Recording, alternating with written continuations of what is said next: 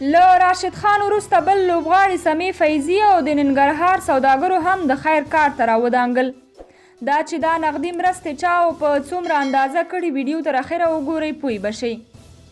د افغان کرکټ ملي لوبډلې لوبغاړي راشد خان څخه وروسته د افغانستان د رزمي لوبو نړیوال لوبغاړي سمیع فیضي هم په افغانستان کې د روان وایرس د مخنیوي لپاره $1.5 لک امریکایي ډالر مرسته اعلان ورکړه.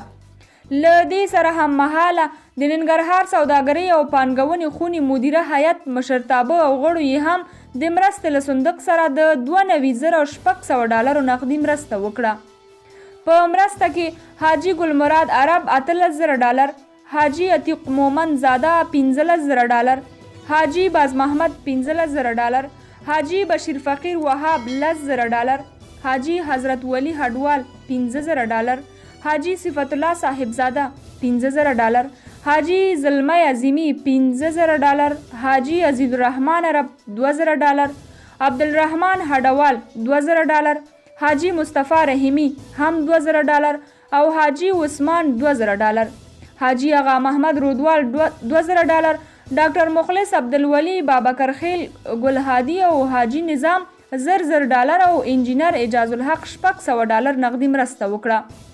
همدارنګه $15,000 په ولسي جرګه کې د ننګرهار خلکو استازي حاجي نبی الله باز ترسره کړه.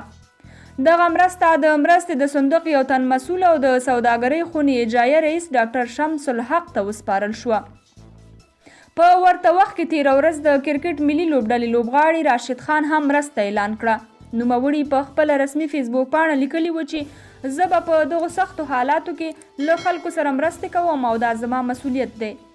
موږ په هغو خلکو بېوزلو سره چې د کورونا له کبله اقتصادي زیانمن شوي د باندې نشي وتلی او په کورونو کې دننه دي د اړتیا وړ او ضروري توکو مرسته برابره او ورسوو. نوموړي له ټولو لوبغاړو، سوداګرو، سیاسي او ملي شخصیتونو څخه غوښتنه کړې وه چې په دغو سختو شرایطو کې د خلکو لاس ونیسي او له خلکو سره مرستې وکړي. ګرانو کتونکو، تاسې له راشد خان او سمیع فیضي وروسته د دغو تجارانو دا ډول مرستې او اقدام څنګه ارزوئ؟ خپل نظریات مو کمنټ کې ولیکئ او د نورو دا ډول معلوماتو لپاره چینل در سره سبسکرایب کړئ. تر بلې ویډیو مو د الله پامان.